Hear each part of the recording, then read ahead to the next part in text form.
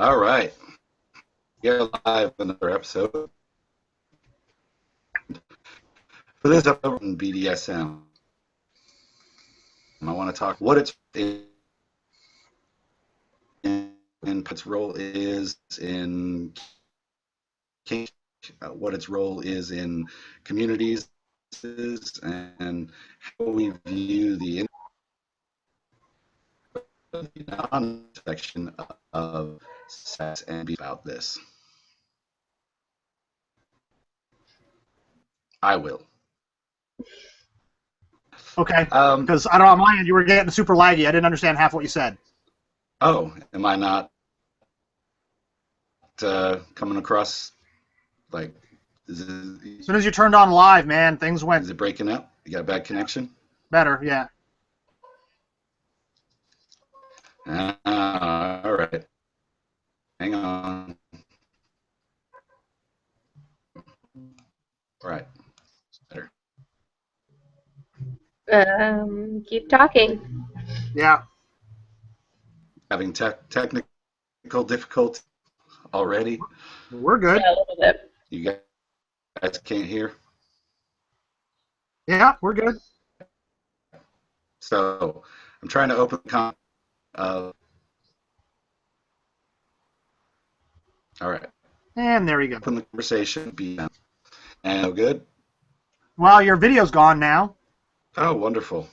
Oh, there it is. You're back. You're just really laggy. Yeah.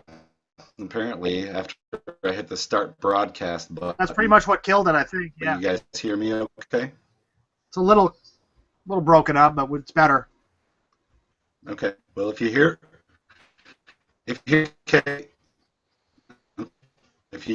okay, then you, right?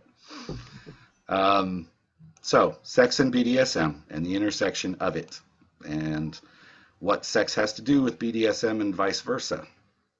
So, who wants to talk about that? Is BDSM sex? Is sex BDSM? I think it's interesting. I mean, we always love to try to, get these things down to where we can get to a fairly simple answer, but I don't know that you can give an answer that's anything less than a little bit nuanced. Like, for me, BDSM is always sexual. I can't speak for everybody.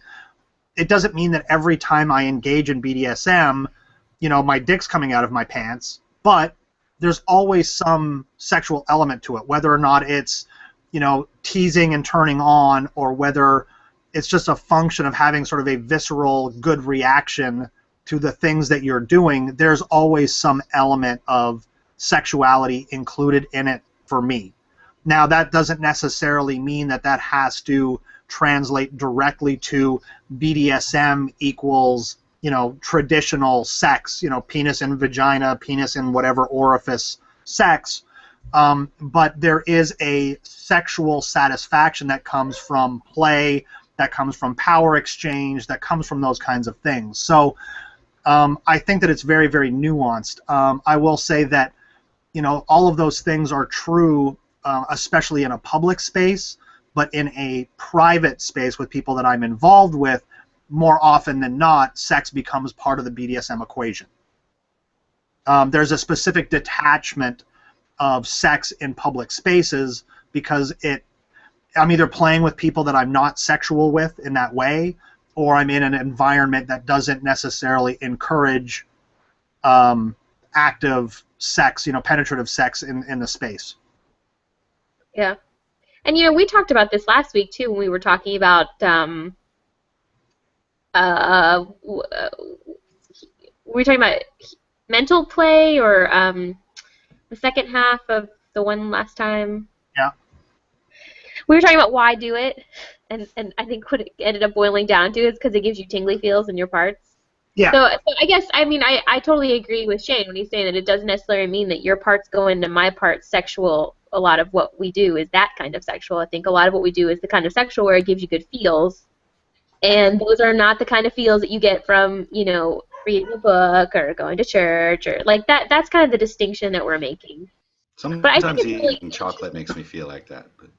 Yeah, well, but I mean, eating chocolate probably is a bit of a sexual experience. But I guess the distinction is that if I'm going to if I'm going on a date, like let's just say a traditional vanilla date, dinner and a movie, and I'm going to a dinner and a movie with somebody, there may be this sort of great wanting to get to know you hope for sex or some kind of sexy times at some point. You know, maybe it's a third date, a fourth date, maybe it's the same day, who knows, like, not here to judge. But when I'm actually playing with somebody, it's usually because I know somebody well enough that there's already some kind of chemistry there, and so there's a sexual energy that exists in kinky play or in BDSM play or, like I said, in power exchange that I don't get in sort of more traditional, even date-like environments.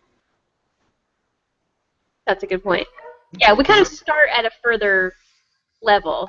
I think there's like, an implied you don't have to sexual go on energy. 2 dates to see somebody topless. You can meet somebody for the first time and they're standing in front of you naked. So this kind of issue of chemistry, you don't really figure it out as you go. You kind of know in the beginning because you pass go.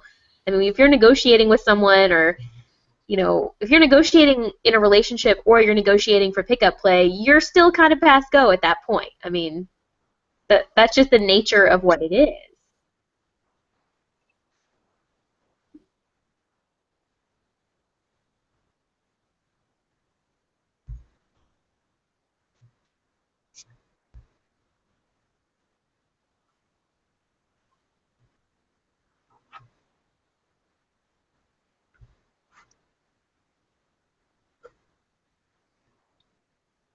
Catharsis. Okay.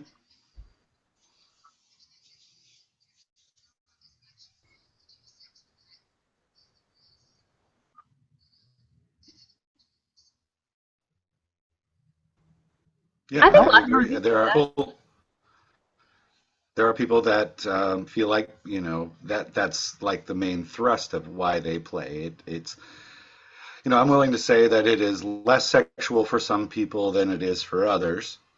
I think what confused me was I think there was sort of back in the day, let's go back like 10, 15 years, that there was a certain feeling in the kink community that we would ID BDSM thing.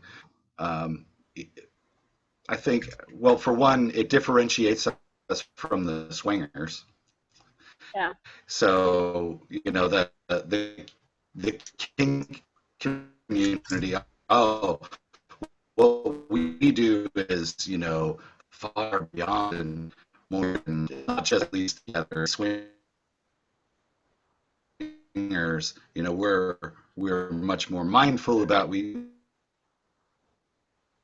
There's just this, and I never snowflake thing that people had about when they say to me, BDSM for me is not about sex. It has nothing to do with sex. Okay, that sounds kind of, I don't know, logical, kind of counterintuitive to us, and I think it's or some kind of higher, because to say that it's orienting because it's off, not as enlightened, not as cool, I'm not sure. But that's kind of where I started hearing that expression. And I started thinking, okay, well, maybe it has nothing to do with sex for some people. But then, these same people, like, they're putting somebody up on a cross, and what are they doing? They're spanking their ass, they're pinching on their nips, and they're touching. Really?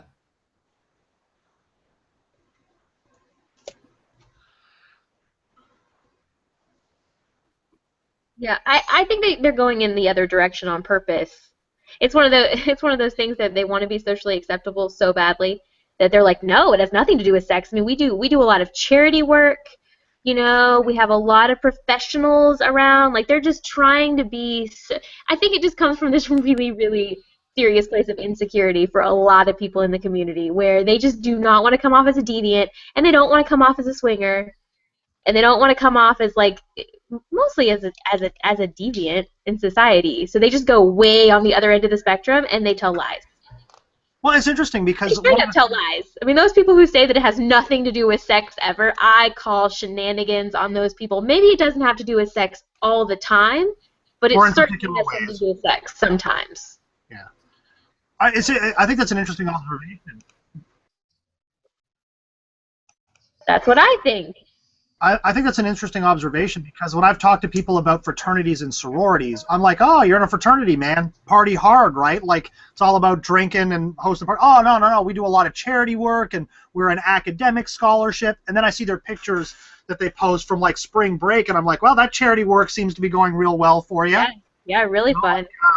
Really good. And I always say that. I'm like, oh, so what's your hazing ritual? It's like, oh, we don't do hazing. Like, that, you're not allowed to do that. And then, like, you know them for a year. It's like, oh, that reminds me of the time that we had all the freshmen do all of our dishes for a year. Like, don't they call that hazing? Like, yeah. Call me crazy. But yeah, I think there's this desire to stay away from the sort of the perceptions that public, polite society does not want to discuss. But I think kinky people, too, don't want to be shamed by other kinky people because there is a huge divide in many communities, not just the local ones, where sex-allowed parties make people not come, or sex-allowed, haha, that's not what I meant. People don't want to show up for sex-allowed parties because I don't know, I guess they don't want to be seen as you the sex allowed party. I don't really know what it is. I never had that personally, but absolutely, sex allowed spaces are kind of shunned even in the kink community in lots of places by other kinky people, and I don't know why that is. Maybe they think it's more lowbrow. Like if you spank someone just for the art of it versus you spank someone so that you get to fuck them after, like that's somehow less. That's lowbrow. That's like kind of hillbilly. I don't know why that is the way that it is, but I see that a lot. Well, and it's interesting because there's this like, oh, we don't want to be perceived as swingers, but when I see kinky people having sex, I always see kinky people having sex with the people that they showed up with, which is sort of like the anti-swinger kind of mentality, but it seems to work, But no, I mean, I've always thought that there has to be some like, I have never met anybody who talks about kink from a satisfying emotional perspective as an academic. Right. You know what I mean? Like, there's something about sadism that really satisfies my desire for order in the universe, and that's what, like... I did my research, and it's like your thesis in kink. I really feel like this is a way for me to sort some thoughts out in a way that allows me to address some... So, does it give you a boner? No, I don't really even think about it that way. I'm like, then you're just mean, I think. Like, I think you're just trying to... these conversations, they do say that this is how I work through things, and this is my stress relief, and we absolutely have sex after every time, but they're the two things not related, We played for stress relief, and then we just happen to have sex after. Like, how many times? Every time. Yeah, it's just kind of weird how that happens.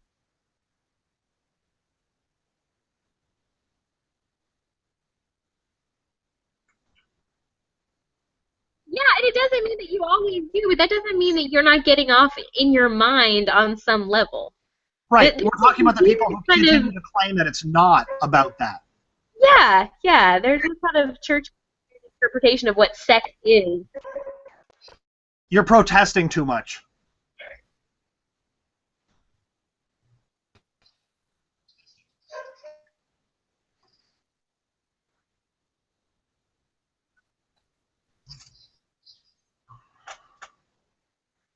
Okay, but that release doesn't feel a little bit like an orgasm. When your stress level's that high, you're gonna say that. Well, to be fair, though, I mean... 6 of one, half dozen of the other.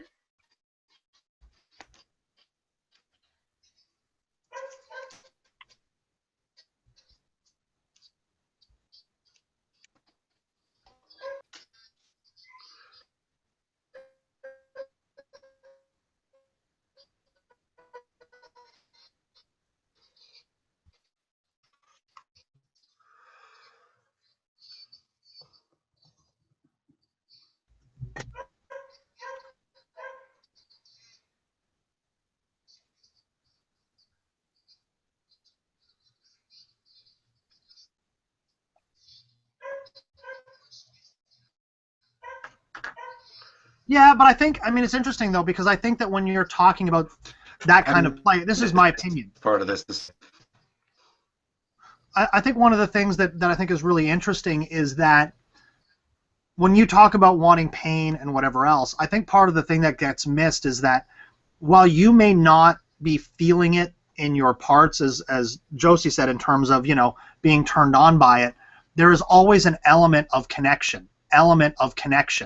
Like, I have never met a masochist who says, I need pain to process what I'm going through right now, and gone and kicked a coffee table.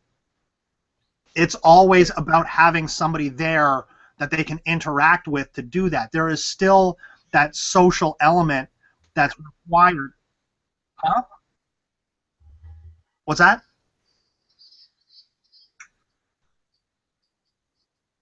No, no, I realize that, but that's my point, is that there's still an element of connection there that whether we're talking about just a human interaction that gives us some comfort on an emotional level, along with this sort of sensory moment, whether it be pain or sensual play or whatever else, you may not get off on it or you may not have sex, but there is still that element for everybody that I have found that says, oh, I use this for catharsis. Well, yeah, you could slam your hand in a door if pain was all it was going to take. Nobody does that. People always want to find somebody that they can have, like you said, you could put a Craigslist ad up for somebody to come over and slap you in the face, but it's not going to give you on an emotional level what it is that you're looking for when you find somebody that you trust, somebody that you respect, somebody that you find is hot, even on the days when you're not feeling hot. Those elements all work together to make even that sort of non-sexual moment a satisfying emotional moment. yeah, and sort of the litmus test that I use, speaking of these, you know, my conditions for playing with somebody, like, is it sexual for me or is it not sexual for me? I guess the question, do I play with people I'm not sexually interested in? Exceptions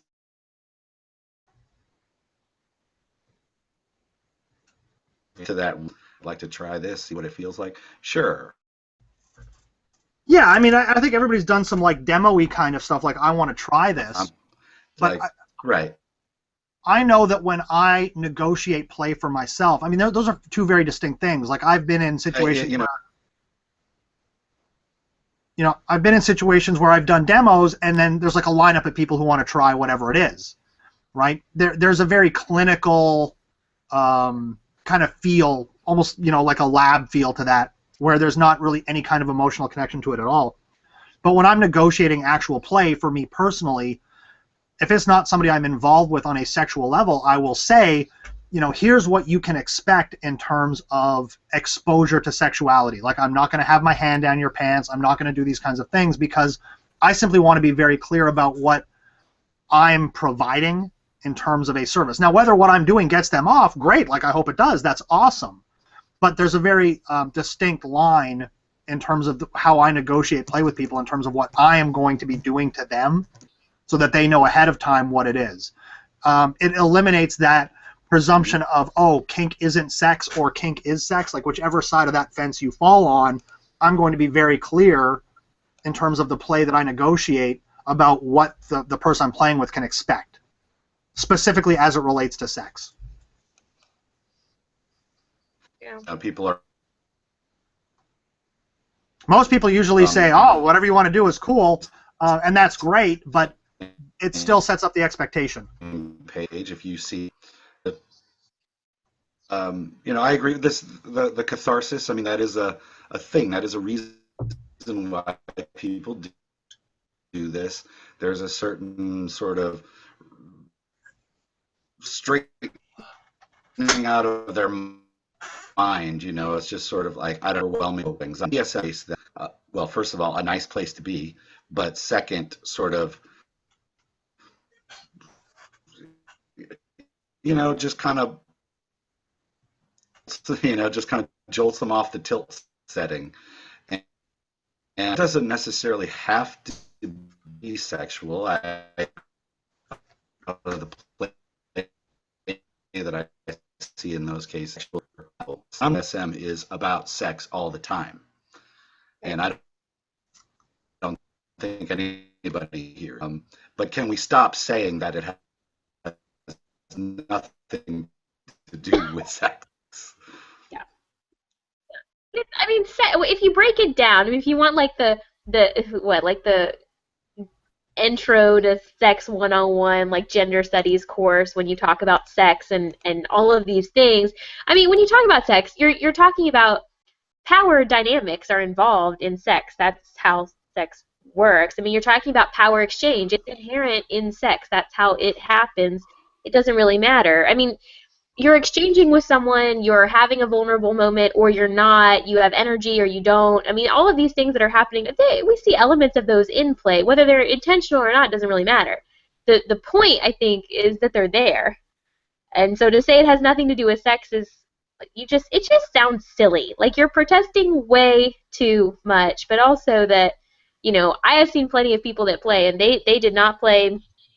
They didn't have sex. They didn't want to have sex. That wasn't the point. They played for stress relief. There are plenty of people that say that.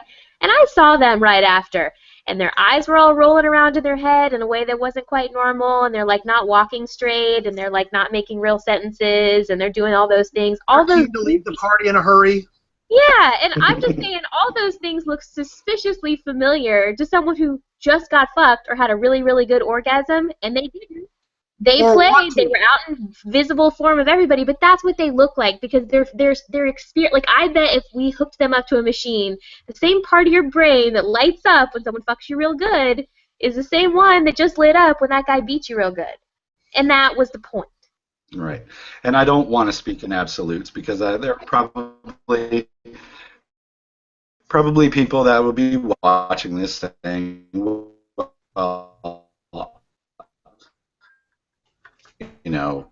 BDSM, you don't feel,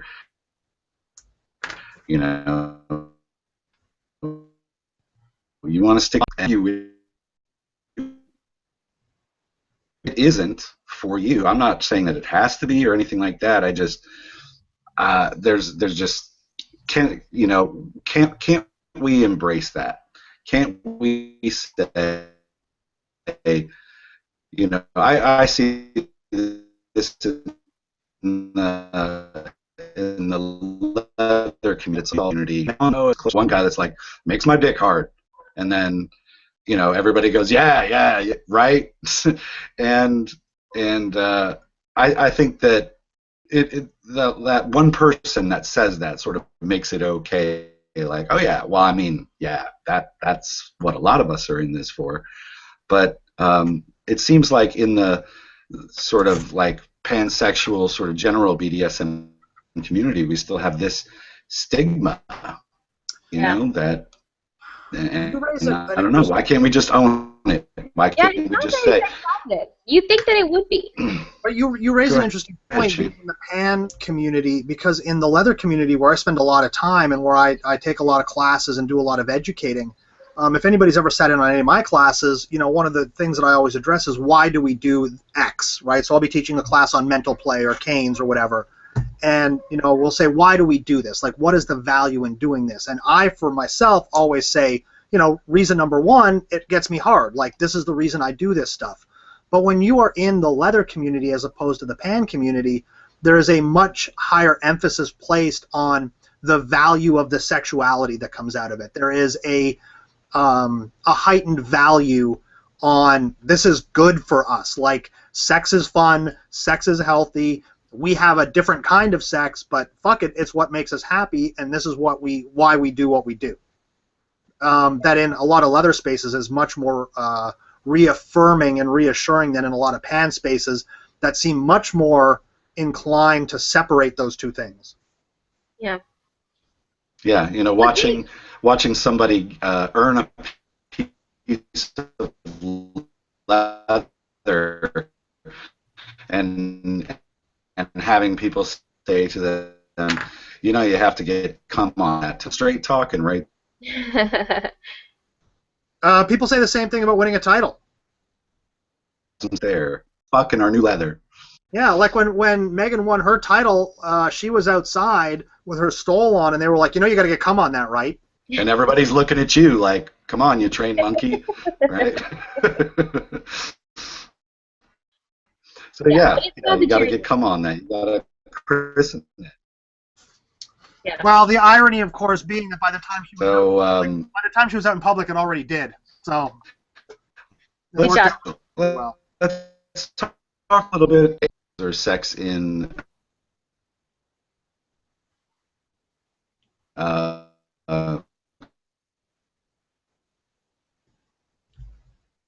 community space. This was we've been to a lot of surrounding communities in the Midwest, and it does seem to be a little bit, and I don't want to say sex negative in the dungeon, but it's just that you know there are a lot of people who feel like, and I don't even think it's insult or endeavor or anything like that.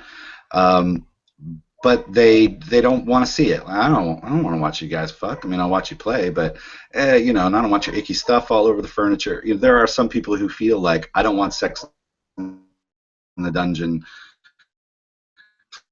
It's definitely a Midwest Great Lakes kind of thing because I've been fortunate to travel a lot. To them, it's a private thing. Yeah, and it really depends on where you are. I definitely think it's kind of a regional thing because even when I go to Atlanta, there's a lot more sex that goes on in pan spaces in Atlanta. Certainly in California, it's a much. My first experience. Yeah, but you also have to separate out gay spaces. No, right. I'm talking about pan spaces. Like in Atlanta, in pan spaces, it was a much bigger thing. Okay. Yeah, and my first experience that I'm talking about was in Santa Clara, San Francisco area, and you know why? Oh, I dated a cool, like, and asked me to DM, so I was like, all right, somebody's got to give me some damn rules because cool and but you know, in our play spaces, it's been a topic of controversy. You know, should it be allowed? Is that okay? Does it, you know, degrade the thing that it is that we're doing? Does it put us at some sort of legal risk?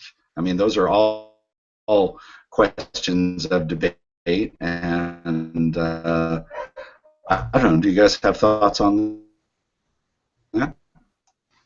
On which part? The legal part?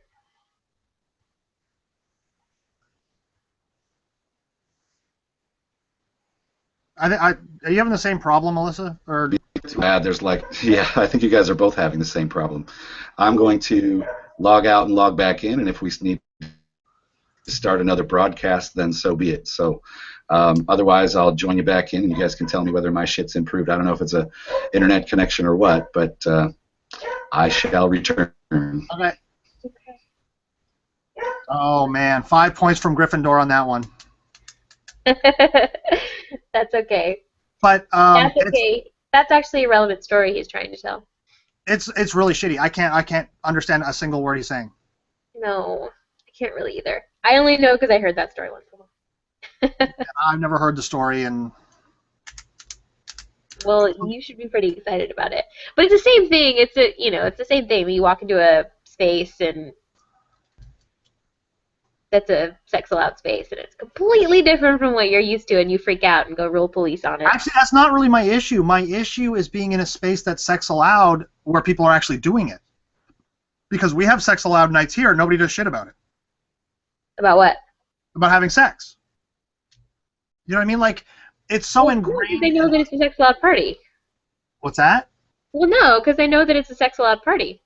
No, I'm saying, but when I go to the sex allowed parties here, no one's having sex. So sex allowed is like a thing that you hear about, but so when I go to a space where they say, oh, it's a sex allowed space, I go, okay, cool, but I'm surprised to see sex because even at sex allowed spaces here, you don't see it.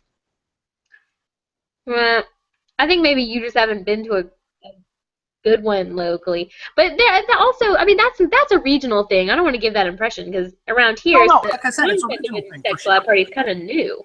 Yeah. And maybe it'll take some time to warm up. Everyone's really nervous about it, like because they know that they'll be in trouble if they do it. But also, everyone's just so self-conscious. They're just so self-conscious about it. Like that's gonna make them the weirdos. As if just showing up to the party doesn't like put you all in the same lifeboat together. People are just like, oh well, I definitely can't have sex at this party. Someone might see me. Kind of the point for a lot of people, but. I did it once at the old mixed space, but I don't remember if it was one of the sex allowed kink parties or if it was one of the swingers parties, because we used to join some friends there. We never participated in the swing parties, but we used to go. Yeah. So I'm not really sure when. And I have had sex in a play space in California. Well, we should probably go over too that a sex allowed play space doesn't necessarily mean it just means penetration is allowed in a way that it's not in other parties. Well, yeah, but I mean, even the old fringe space wasn't allowed to do, like, sort of toy penetration. Like, people just sort of avoided that in general. Right. All right, so can you guys hear me okay? Yep. Yeah, yeah. Better. All right, I just had to reboot the whole goddamn thing. Sorry. Well, it was worthwhile. Well, it didn't interrupt the broadcast, so that's cool. I hope you guys had some good conversation while I was gone. Oh, that's right. I forgot. We were still broadcasting. Just telling you stories about the time that he was a swinger. A story about what? The time that he was a swinger. You missed it. It's okay. Well, I was saying we were talking about sex and sex allowed spaces locally, and I was saying personally I've only had that experience once, and that was at the old mix, but I couldn't remember if it was one of the sex allowed kink parties or if it was one of the swingers parties, because I used to attend the swingers parties just because friends wanted to go and wanted, like, a support structure around them should anything, happen. Well, yeah, and I think as a vendor it made sense for you too. Yeah, so I used to show up to a lot of the different parties, whether I was part of that community or not. Mm-hmm. But I remember it happening once, at least at that space, and I was saying at one of the sex allowed spaces that I was at in California, which was a pan space as well. Did you feel like you got shunned? Oh God, no. Like, I felt like I was late to the party on that one. Like, it was really weird because there was so many people doing things that were so overtly sexual. Like, let's not just say, sex in the terms of penis and vagina, but, whether it was fisting or fingering or whatever it happened to be, like, everybody was doing something. Like, you almost felt like if I'm not doing that, I'm letting down the team here. But I think that's one of those interesting things that we're talking about, is that even when we have the sex allowed parties here, they're so new that people are so unused to them that there's this sort of, like, not wanting to break the ice sort of mentality. Like, you don't want to be the first person to turn your test in, but once the first person does, then everybody does. Yeah, it makes it okay for everybody. Yeah. Yeah. Yeah. So I guess one of the questions I should ask all of you is, are you in favor of sex? And I don't like to say sex positive when I'm talking about whether sex is allowed or not, because I don't think that a space that doesn't allow sex or penetration or some kind of, isn't inherently sex negative. Is it sex negative? I don't think so. Sex encouraged? Sex allowed is the best term that I can come up with. So when, with sex allowed parties, is that something, if you had it your way, would all kink parties be sex allowed? Or is it nice that, some of them are and some of them aren't, so then people can, like, choose the environment that they want to be in? Or would you prefer that it was taken out entirely? You raise a really interesting question that's come up in different aspects before. My answer is I would hope that every space was sex allowed for the following reason. Sex may make some people uncomfortable, but I have never been in a space where somebody didn't complain about someone else's kink, and the answer is always, if you don't like it, don't look at it. Right? It's amazing that we can do all of these crazy things to each other, but having sex is like that would just be way out of bounds for me. Right? Like, okay, go sit in the social area. Like, don't be around that when it happens. It's not like it turns into a really hot whip scene. Like, I was really enjoying that really hot whip scene, but now they're having sex. Well, guess what? The whip scene's over. Like, your participation in that viewer extravaganza is clearly done for you now. Go somewhere else. So you think it should be allowed because you want to make people have to be okay with it? No, I'm just saying that when we talk about a community that talks about the social pressure or kink shaming, I don't think that sex inherently should be banned because it makes people uncomfortable. Like, we have this this model built up for kinks that make people uncomfortable already, which is suck it up, man. You know what I mean? Right. So you want to look at sexual activities in a play space as just another kink, another form of play, or another but think type about of play. that logic. That's my point. Think about that. Like, oh, sex is a kink. Vanilla people have sex. Like, it's not a kink. It's the least kinky thing we do, and it's the one thing that people have a problem with going on in a space. And it just boggles my mind, that logic. Like, oh, I split her open with a 6-foot bullwhip, and then we stuck staples in her kneecap. But as soon as that dick came out, I was like, oh my God, like the offense, right? Like, seriously. Yeah. I feel your point there, so to speak. And let's just calm down. So you feel like sex should always be allowed. I mean, there is a consideration in public spaces about fluids, for instance. Well, sure, but I mean, we say this, but we have there are in play too. I understand. But we have the same protocols. Like, if fluid is going to be exposed, whether it's blood, whether it's whatever, we always. I mean, it's interesting because when we talk about containment of fluids, we've had all kinds of things that have come up in the same regard. Wax play, for example, right? You got to put a tarp down. Nobody wants to clean your shit up when you're gone. That's an unfair burden on the people who run the space. Like, we have all these protocols in place, but apparently none of them apply to sex. Yeah. Right? Like, oh, I don't want to clean up your dirty mess. Well, I don't want to clean up somebody else's sweat off a bench, but we've got a method in place for that. Yeah.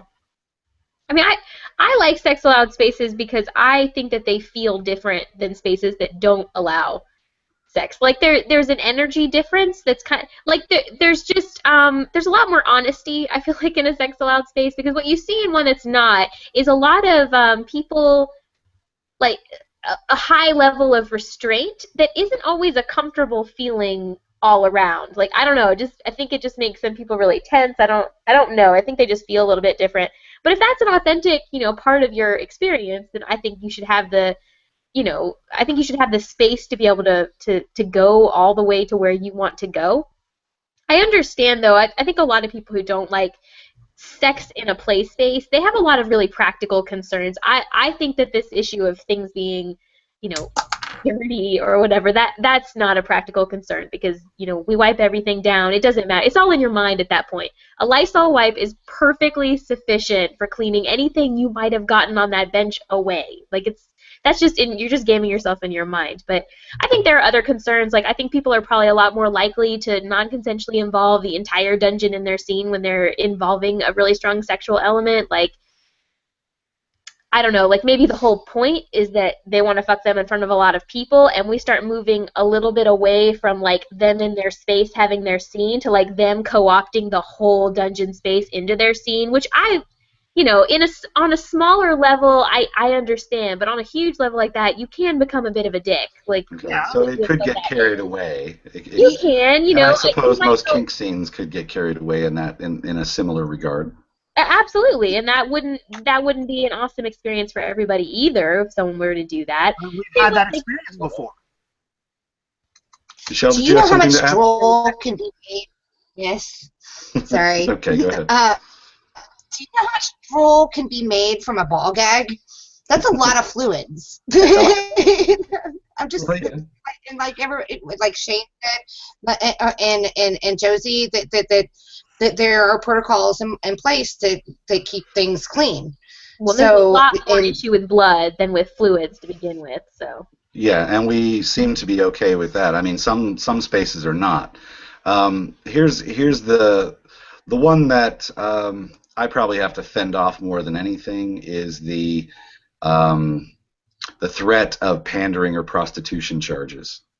So, if law enforcement came to a dungeon space or some kind of play space where there was kink going on, first of all, if you add sex, that there now includes an element of rape, not just battery or kidnapping or something, but also of rape. And then there is also a concern of some people that if I pay my money to get into a sex allowed party and I have sex with somebody, have I now paid to have sex? Now, it's interesting. I don't know what the state laws are specific to Kentucky as opposed to any other state I've been in, mostly a state of confusion. But I've never heard of that. Like, everybody talks about these threats. Like, I don't want, like, the boogeyman of, you know, I go to, like, 40 events a year. And that's been over the last 3 years. I've been involved for 10 years, and I have seen the authorities, however you want to label those, show up at an event exactly once. Like, exactly once. Mm-hmm. And so everybody's talking about, like, oh, what if the cops show up? Oh, and to be fair, I've heard of the authorities showing up at one other one, which was a very specific issue with somebody getting somebody in who was under the age requirement for that event. Not a minor, but under the, like, you know, it was a 21 and over event, and the person was like 19 or 20. Mm-hmm. And so there was an issue there. But that aside, the police, even when they showed up there, didn't have any issue with whatever was going on. This was a very specific, right. You know.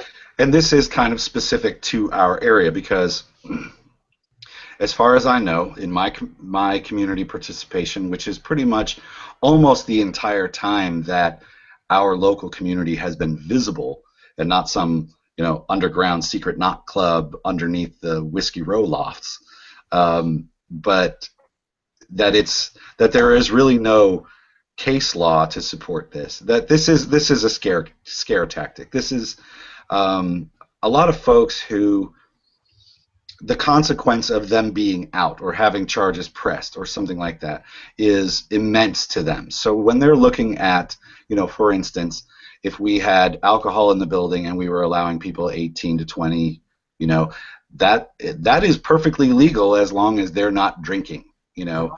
But they have this feeling that everybody's going away in paddy wagons if that's the case. So they wouldn't show up to a party like that.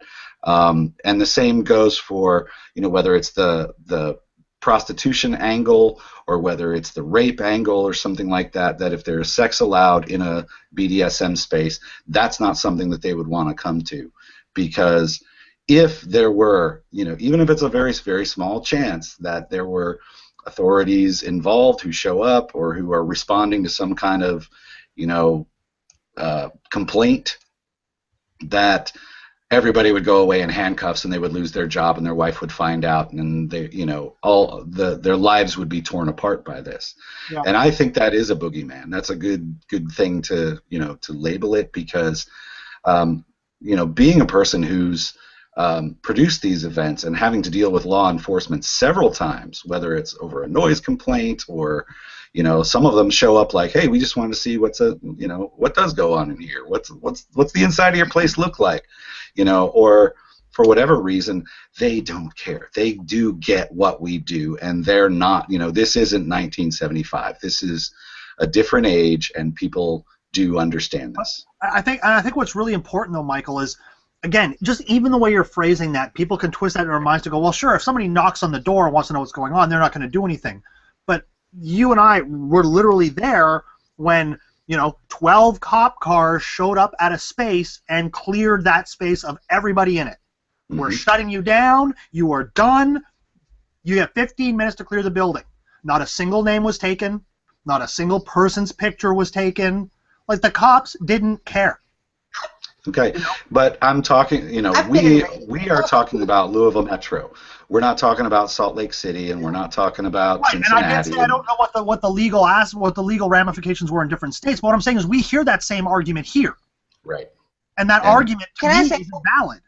Yeah, go ahead, Michelle. Okay. There are bigger fish to fry in this city than what goes on with some spanking of some butts or some people having sex in front of some other people when there's no money exchange. There's a lot of prostitution going on in the city without freaking this is nothing. So nobody really has anything to really worry about at all, really. If there was a raid, and I've been in a raid, and I used to be a dancer, I used to be a stripper. And I've been in a raid in a club where, like, everybody had to stay still, and they brought the dog in, and nobody's name was taken then either. Right. And nobody got in trouble with their wives or anything else. So to think of something that is much more tame. You know, I think. It's the same as to other get, places. I'm sorry, Josie, what was that? I can't. Oh, I thought you were going to finish. No, it's the same. I mean, Uh-oh. it's the same as places in cities that are self-identified as actual swingers clubs. Yeah. The point of the club is to go there and have sex. Let alone, a place that might have sexual activity going on, and you just don't see this with them either. And a lot of them has been established for a very long time. None of these are new establishments. They are known to the community. They're known to law enforcement, and yet you don't see any of these problems. So I think that a lot of this ends up being fear-mongering. There's always one guy in the community who says, I went to law school, and I'm going to tell you now what's safe and what's not. We've talked about this over and over and over again. You have to manage your own risk. And at this point, I mean, and spaces do what they can to manage that level of risk, but I disagree with all these people that say that sexual activity in a play space changes your level of risk for any of those things. Once you go into a space that is full of weirdos, the way that any dungeon space is going to be, there's a certain set level of risk there. There just is. There is. Now, I will say, I do know of one particular instance where it was a bit of a problem, and that's because there was an event that was scheduled. It was like a bigger event, and there was, kind of like they scheduled classes or auctions or whatever. They had scheduled a gangbang for someone. Like this was going to be, a person's, it's like free for all, come and fuck so and so. And that then was sort of viewed as, they were basically selling a gangbang to the people that were going to be showing up, and people were paying for the sex that they were going to have. So it got a little bit icky because it was kind of understood, if you pay to get in this event, you can fuck this girl. And well, that is it looks a lot more like cut and dry solicitation. So yeah. Right. And so they changed it a little bit, and it was, they changed it to strap-on event or something like that. And shame on them for posting the rules or publicizing this ahead of time. But I don't know. I mean, so we are in agreement that sex-allowed spaces are something that we'd like to see more of. Yeah. Sure. It's interesting because I don't know that I would necessarily indulge. But I like knowing, and I think that Josie made a good point. You have these moments sometimes where you think, is what I'm doing going too far? And if there is no too far to worry about, it doesn't necessarily mean I'm going to have sex, but my scenes are probably going to feel more authentic in terms of what I can do. Yeah, it's nice to have the option. And hell, I like to watch. So, Yeah. I don't care who it is. If that's fine with me. I don't have any problem. So let's wrap this up. I thought it was a good conversation about. Well, half of it was a good conversation. Not the part. Oh yeah. Aside from all the technical difficulties, the part that I was here for was the lame part. So thank you guys for carrying the day. But we're gonna close this one off and go to a little bit different topic. And this is something that I wanted to kind of throw out there. Gender roles in kink, or gender roles in BDSM or DS relationships. And this is something that I've thought about for a very long time, about my own power orientation and about what I observe in the community, and sort of the overall feel. Like in some ways, I feel like folks in our community have done a really good job of throwing away a lot of societal baggage, I guess. You know what? That's what everybody else does. I don't care. I'm going to make my own rules. We're going to do this. But there seems to be remnants, at least, and some people very pervasive ideas about gender roles in kink. And let's just name it, and that is male dominance and female submissives. So let's talk about, that being sort of the cultural norm versus what we do, how this carries over into our communities, and whether or not it's a bad thing, and what we need to do about it, if anything. So do you guys have some thoughts about what you see in the community? Well, think about your own power orientation. That's something that I had to examine myself. Was I groomed to be dominant? am I a product of nature, a product of nurture? Is it just because I'm me and that's what I am? Have you guys asked yourselves those questions? It's interesting.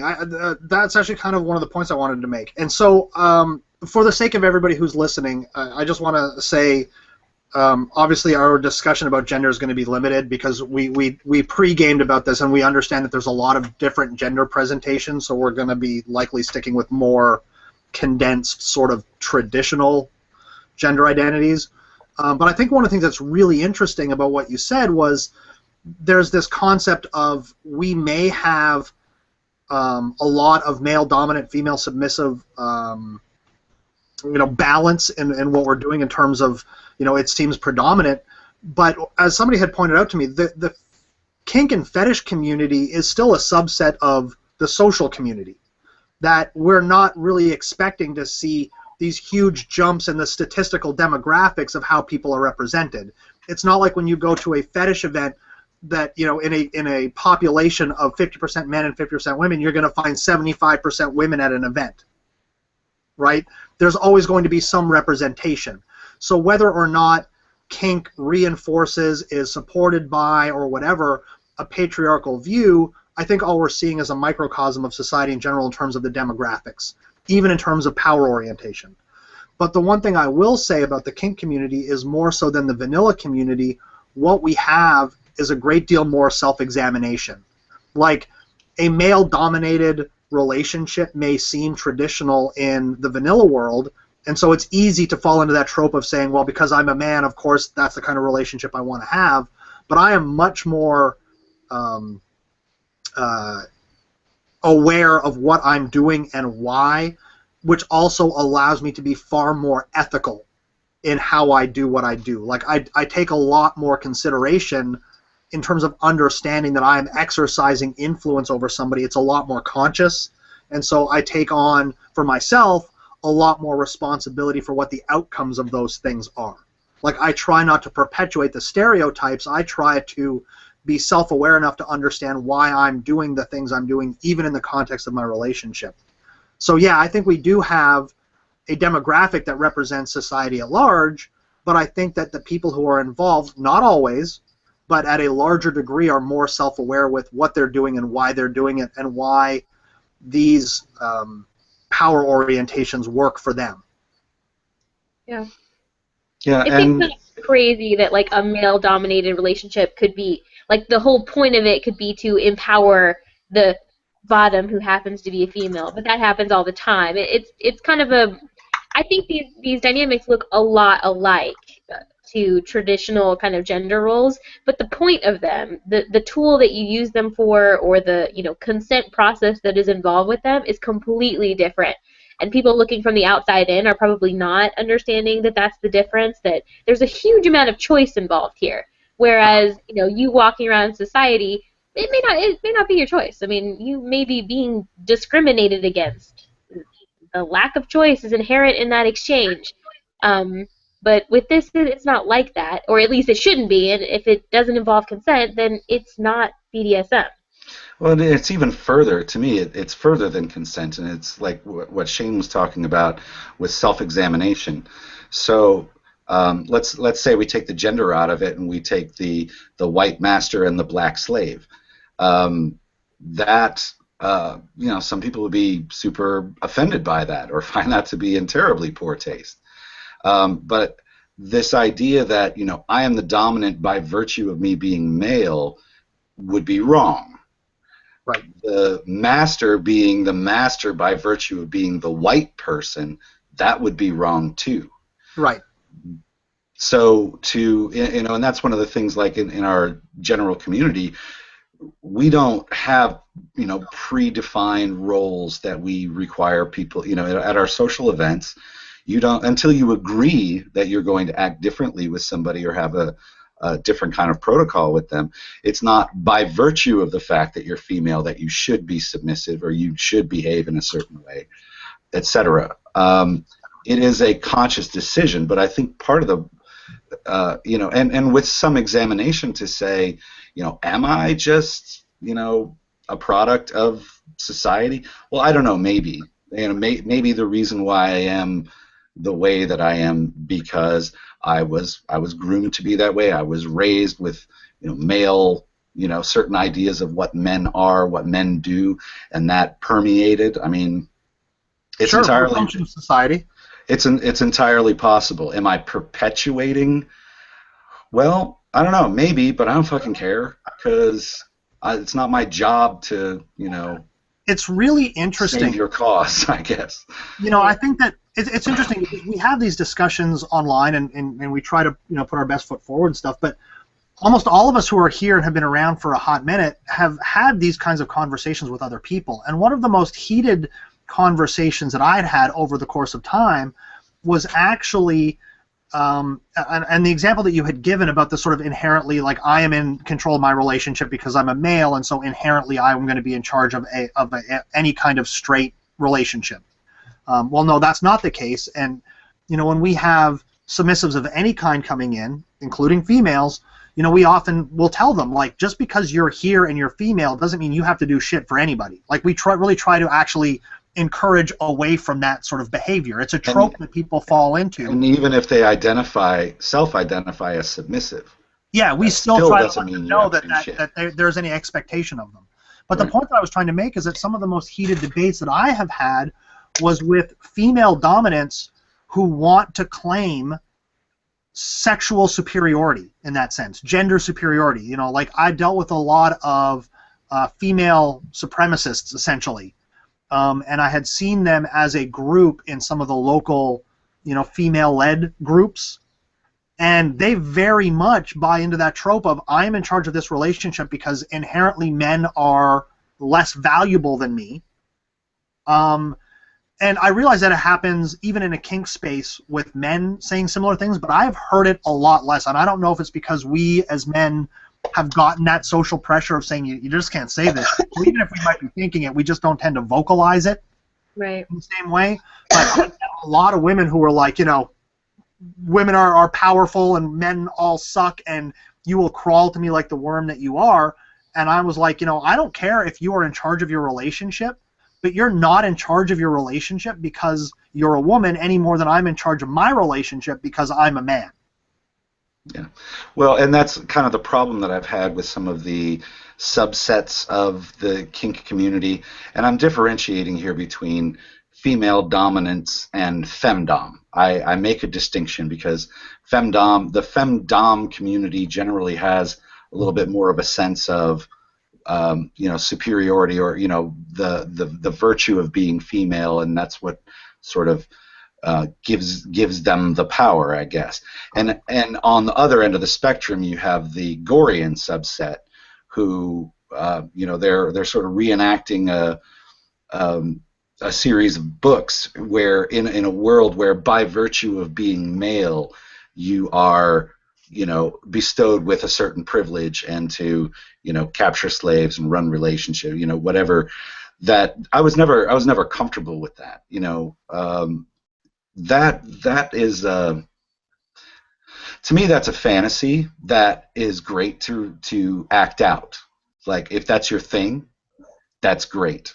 But to sort of project that onto others who aren't playing a role, I guess, is problematic to me. So a Gorian master who feels like the women in his life, let's say at work, for instance, feels like they should serve him because they're women. Well, that's not reenacting your fantasy. That's just you being a dick. But it's interesting, though, Michael, because you raise a really interesting point, which is, I am a Gorian master. So let's just say we talk about any kind of social media where you identify, like, my name is Jim and I am a Gorian master.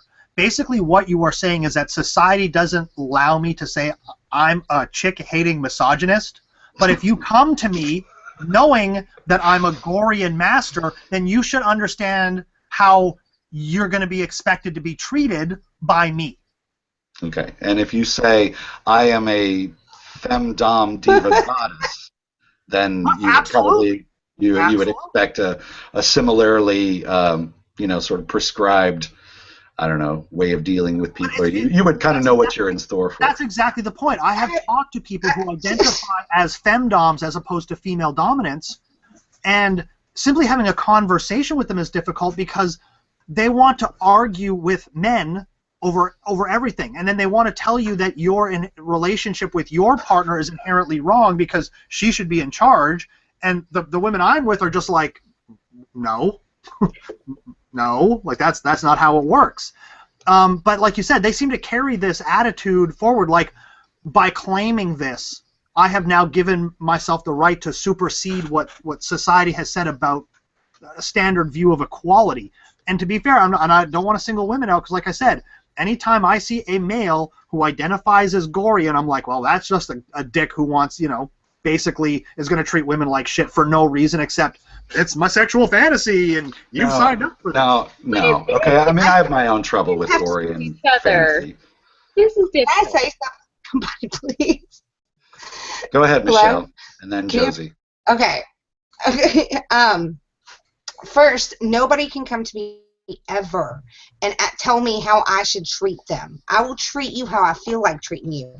Now, sometimes I like to be submissive, but that doesn't mean I'm a submissive person. That means I like to play submissive.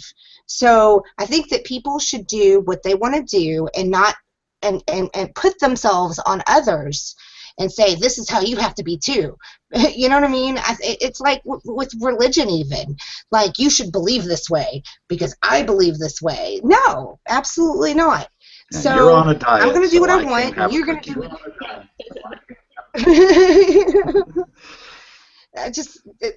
I don't care. Have your fun, your fantasy. Like, I won't step on you. I won't tell you you're wrong. I promise you that. But don't look at me and tell me how I should act.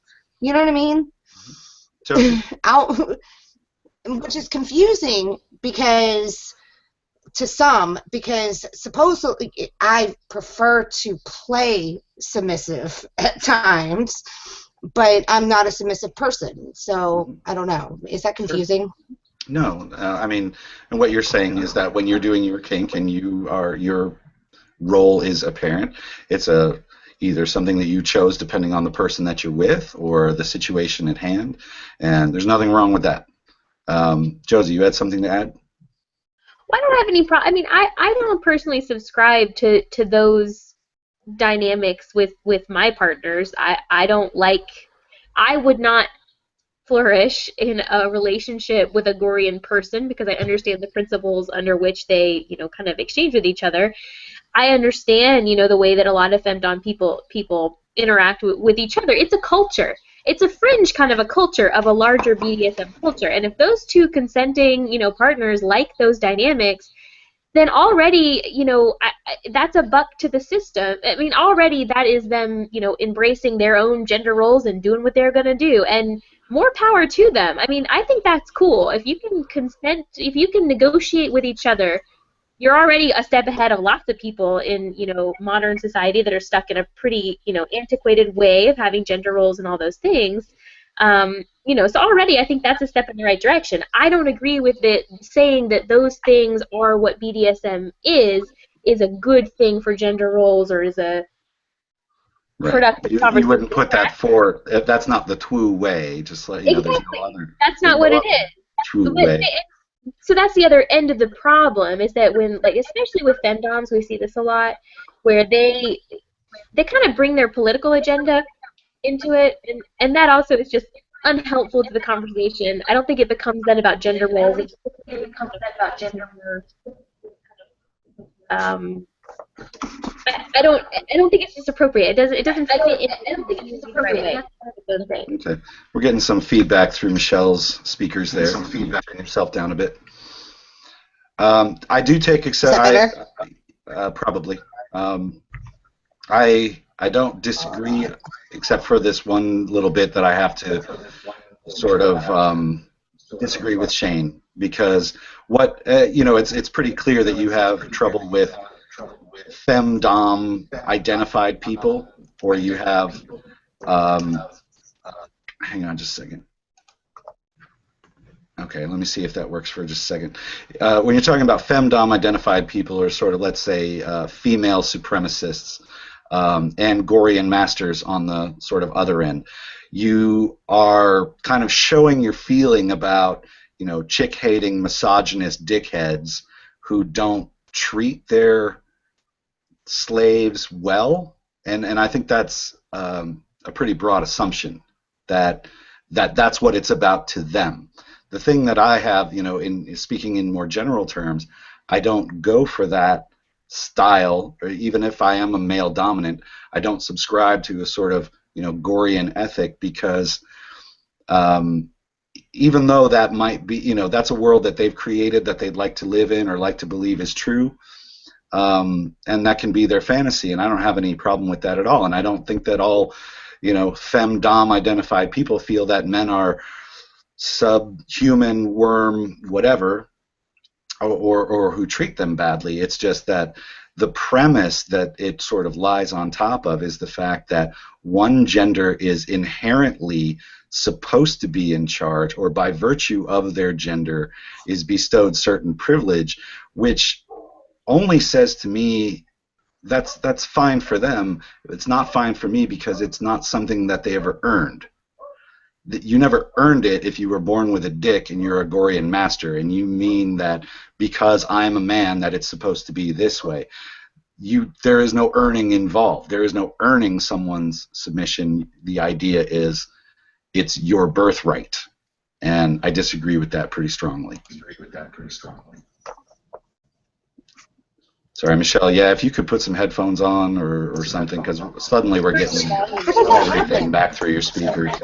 I didn't mean to. It's probably because I got loud. Okay. So, everybody, you guys have more to add? We're talking, Gorian, femdom. Let's talk about, I don't know, let's talk about the way that it manifests in the pansexual community without talking about the sort of, niches off to the side, female supremacists or male supremacists. Let's talk about, the community at large.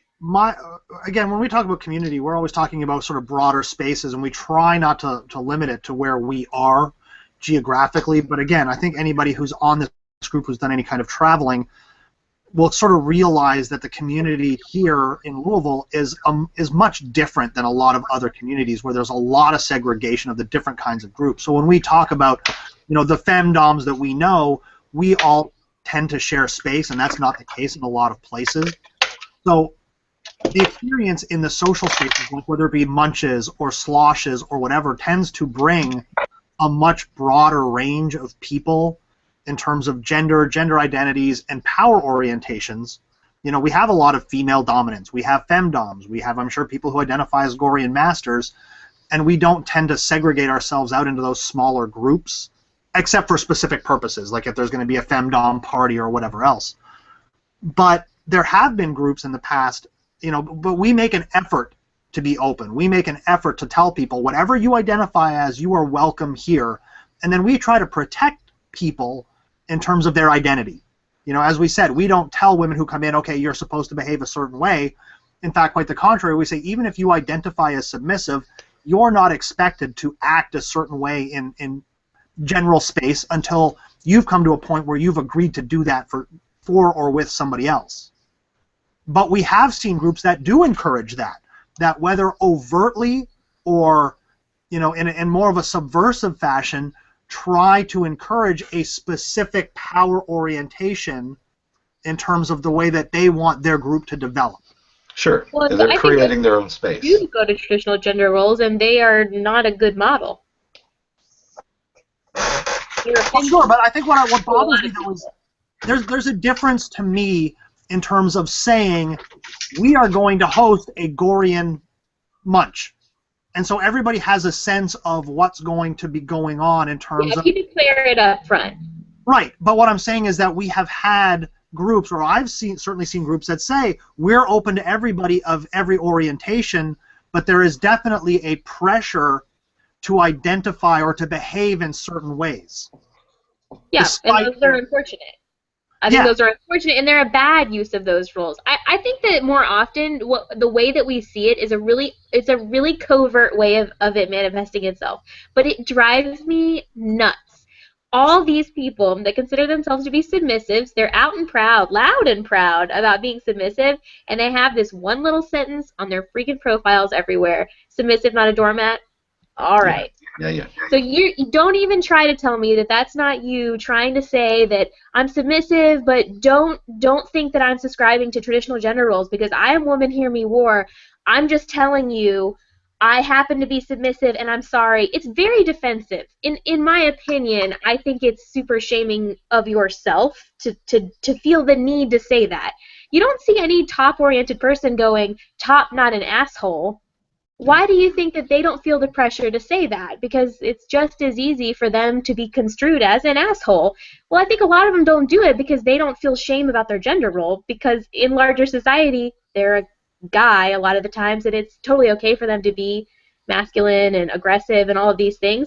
It's kind of this built-in little mechanism of shame that I don't know that anyone really realizes that they're doing, but in my opinion, that's a really strong manifestation of exactly that. The ways that we see traditional gender roles kind of popping up within the kink community in positive and negative ways, but in that way, I think it's negative. Right. That like a overcompensation. Is that what you mean? Yeah. Yeah. So my favorite thing. I have a social justice background, so I spent a little time kind of trying to come to terms with why I am the way that I am, because I bottom to a lot of people. I bottom to males, I bottom to females. I like boys and I like girls. I like people of lots of different gender orientations. I like in-betweens, all of these things. But I think what led me to bottoming was never because I felt like I should. Yeah. Because I found pleasure in what I was doing. And I've just always naturally been a pleasure seeker, so I went back to that. But it's not an inherently you feel like you have to do it. Like this. No, I don't feel like I have to do it at all. But I think that's the cool thing about kink is that you can find your identity and embrace it. I'm really big on that. And a lot of people a lot of people that know me know that I am a pretty traditionally femme girl. I am very much. I'd say that's a pretty mild traditional definition of a girl. I am a super femme girl. So I do a lot of I like chivalry and I like girl things and all of these things, but I embrace that part of me. That's a really, really important thing for me, and having those gender roles in my relationships is kind of important to me. Not because I expect them based on my societal ways that I've been brought up, but just because I prefer them. I like for a boy to open the door for me. I like to do nice things for my partner. Those are things that I like to do, but because I took ownership of my gender identity, not because I felt like someone needed me to be that way. It wasn't a default. No, exactly. It's not a default. It's a choice, and I think I probably look like a bad feminist a lot, and I say a lot of things that make me sound like a bad feminist too, but the difference is always choice. Mm-hmm. And in community, it's always choice. And people just, I don't know, they forget about it. It's kind of unusual. Like the Matrix. Hopefully not. So who do you think in our community? We've talked a little bit about this before. The sort of, who has the worst? When we were talking about coming out, who has the worst time of it, basically, because we have like these traditional gender roles. So when I'm coming out and I say I'm into kink and I'm a male dominant, and people have a certain idea of what that. Oh, you're one of those assholes. Oh, you're perpetuating the patriarchy. You're, or you've been brainwashed by some conservative upbringing or something like that. And then you have the female submissive, and they're like, oh, you're just a fucking stereotype. Then you have the female dominant, and people are like, what? Huh? How does that work? Or you go, girl, or and then you have the male submissive. So in the same way of like coming out. We've tried to figure out who has the sort of shit end of the stick on that. My experience, and this seems to be borne out by actually some other stuff that I've read, is that any time that you lose a perception or there's like this sort of balance of masculinity, you come out on the low end of the stick. So what I mean is that a female who identifies as dominant is ostensibly taking on things that are perceived to be more masculine traits, even if they present as femme. So they tend to be treated a little better than female submissives, for example. But that being said, there is this perception that men who give up authority to women have lost masculinity, and there's I have seen a lot of shame in terms of men coming out as submissive. What's really interesting is that in other areas, you see, for example, women who are gay but identify as butch because they've taken on some of those masculine features, tend to get treated better. It's easier for them to, in a sense, identify or claim their sense of dominance in a relationship because they have these masculine characteristics. Yes, the idea, yeah, that presenting more masculine gives them a better image of power. Yeah. Okay. That being said, in more sort of traditional spaces, men who identify as submissive are perceived as being weak, right? We don't have the same perception of female submissives. We always talk about strong female submissives, but people don't talk about strong male submissives. Like, it's inherently, because you identify as submissive as a male, you've lost all power personally and whatever else. And it's really unfortunate because I think it keeps a lot of men from identifying that way. You see a ton of men who will identify as switches, and I've seen a lot of women who identify as switches simply because they're not prepared to lose publicly that last connection to, well, I can be dominant if I want to. Like, don't you worry, man. I still got this in me. Like, you know, and it rolls into what Josie was saying about this. You know, I'm not a doormat. Like, there seems to be this desire to maintain some link to a personal power, but I think people who do this ethically understand that people who identify as submissives, regardless of gender, in an ethical way, are not giving up any of their autonomy, are not giving up any of their agency over their lives. You know, they are not losing personal power. They may be losing influence or choosing to give over influence within the context of their relationship, but we don't see people who identify as submissive as inherently weak people, except sometimes we seem to see that in men. Like, we seem to have this, like, men... What?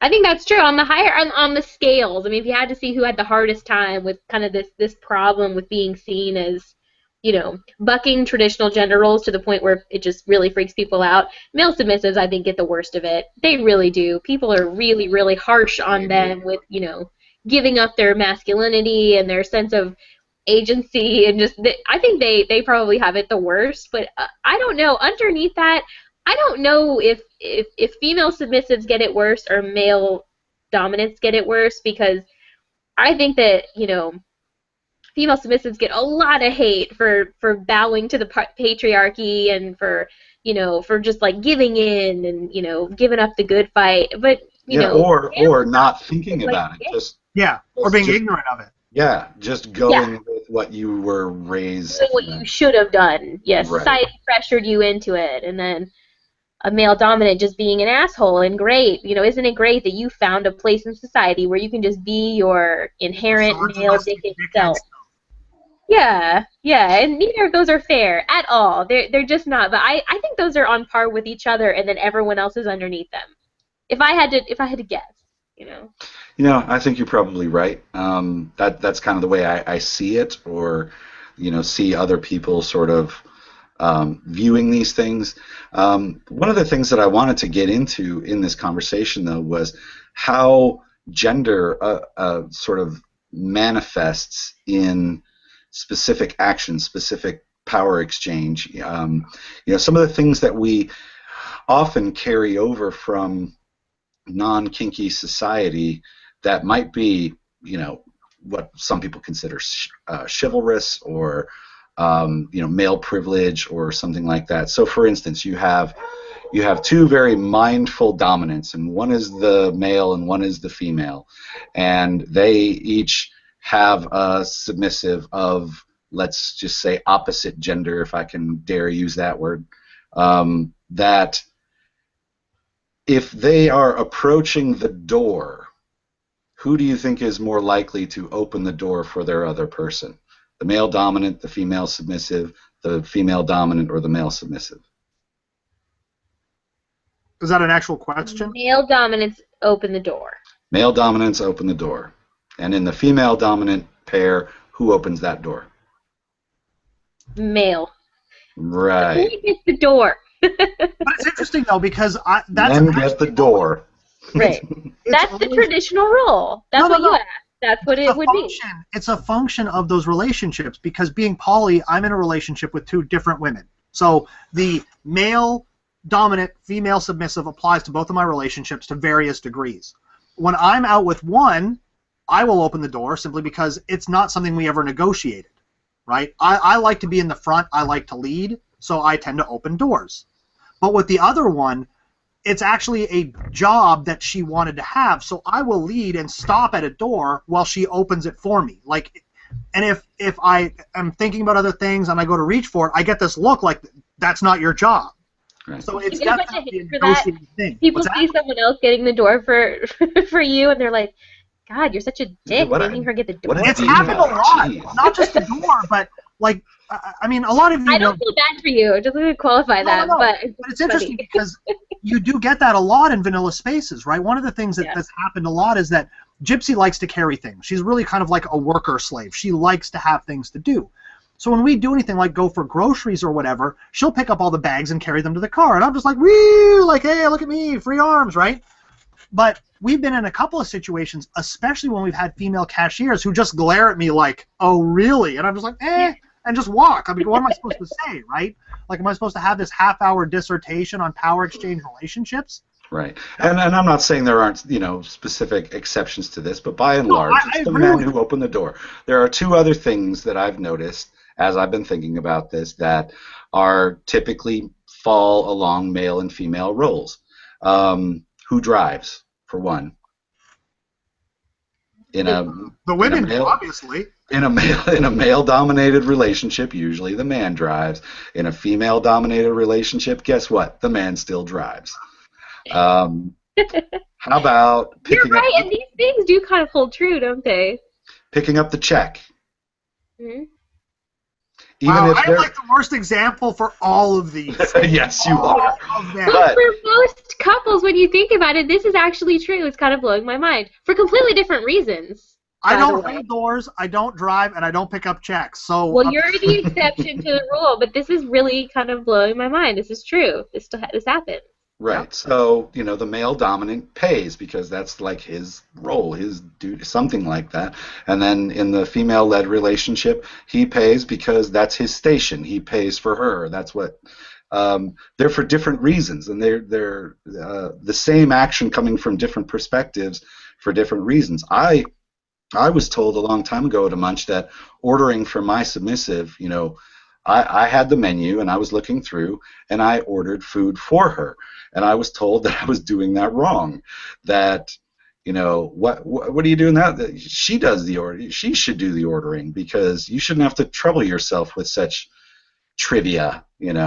Teach her how to order for you, and then that, like, what I'm saying, like as a service, she would order my food for me and make sure that I have it the way that I like it and so forth. And I'm like, I don't know, I'm just kind of the dude doing dude things, and it seemed like I ought to be, But then there's also, a sense of, like, in the same way that, one of your girls, Shane, might look at opening the door for you as a service, a male dominant might look at opening the door for a submissive female as, sort of a corralling or a protection, like this is my prized possession. I will open the door and show her through, or I open the door because if I make the decisions about where we go and where we don't. So you lead, you follow, I lead. I open the door because I'm deciding where we go. You could see it a number of different ways. It's just funny because these things tend to manifest themselves along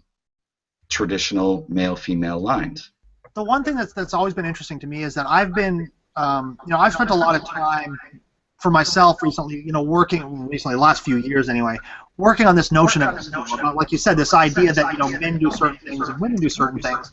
And I have this very, very sort of practical view of things in the sense that I try to do things that make sense, right? Like, one of them likes to hold a door. Well, I'm not personally attached to holding a door otherwise, and so left to my own devices, I would probably hold the door But in terms of it being a service, I'm willing to accept that as a service. Now, the thing that I have seen, to your point, is that, if you're a man and you're used to driving, whether you're a dominant or submissive, get used to driving because that's just inherently going to be your job. And I don't have an attachment to any of these things. Like, I'm perfectly willing to do what makes sense. Like, if the girls get to the door first, I'm not going to make them sit there. Like, if I'm talking to somebody, this happens all the time, at a hotel, for example, where I get stopped talking to someone and they go ahead of me, I'm not going to make them sit there and wait for me to open the door for them to go into the hotel. Like, and you see people like that, like, you may speak, you may enter the door, you may, like, there's just a level of micromanagement that goes on there that I can't do. Yeah. Yep. Well, I thought of another one, actually two. Who's going to kill the bug? and who's going to remove? Who's going to? Good at these questions. And who's going to remove the dead thing? Boys, definitely boys. Yeah. I think it's, and it's really, it's kind of interesting. So all of you kinky people who feel like you threw out all the rules and you started from scratch and bucked convention and onward and brave, maybe look at some of these things that you just kind of borrowed from, typical vanilla culture, because there might be a few things in there you might renegotiate. Anyways, I think we did a pretty good job. There was a question, by the way, Michael, on one of the, but it was from the earlier one, so I don't know if you want to address it or not. Oh, we had some Q&A come in. I hadn't even looked at that. My bad. While it is loading, I don't know. Shane, can you read it? Because it won't load for me. Yes. Go ahead. Question reads, little parties as sex allowed leads to disturbing ideas. I should hope not every party be sex allowed, but I agree with Shane. If it isn't your thing, you don't have to watch it. Okay. So they're basically saying that sex allowed in a little space changes some things. Do we agree? Yeah, but there's not usually a lot of dungeon play going on at Little's party. I've never been to a Little's party that had dungeon play. Like, I think going to the coloring and crayon party and, like, whipping out your dick is probably not really thematically part of that party. And I think that I don't have any trouble with people sexualizing their relationship with their little. No. I'm one of those people that's like, oh, hey, it's whatever. They're, a mindful adult and they understand what's going on. I don't have any problem with that. A lot of people do, though. But it could screw up the atmosphere of the littles party when you go to be in your space and you're coloring in your coloring book, or you're, playing hopscotch or something, and you got, Uncle so and so raping Uncle.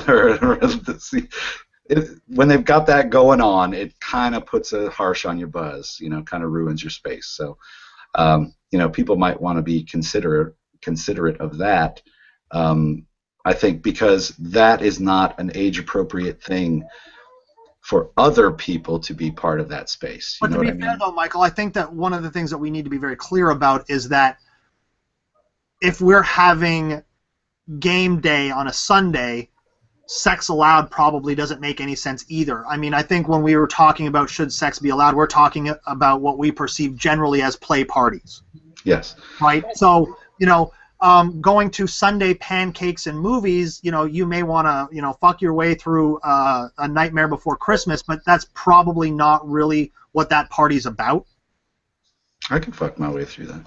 Sure, but you understand what I'm saying, right? I mean, not every party is a sexualized party in that sense. Like, I mean, for me, when I answered that question, I was talking about we're in a dungeon space, the furniture is out, the lights are low, people are getting spanked over there and tied up over there, and oh, look, they're fucking in the corner. Like, that's okay. Well, right? And it just brings me back to that example you had before where, you can take your puppy to a pup event and you can be trainer and puppy.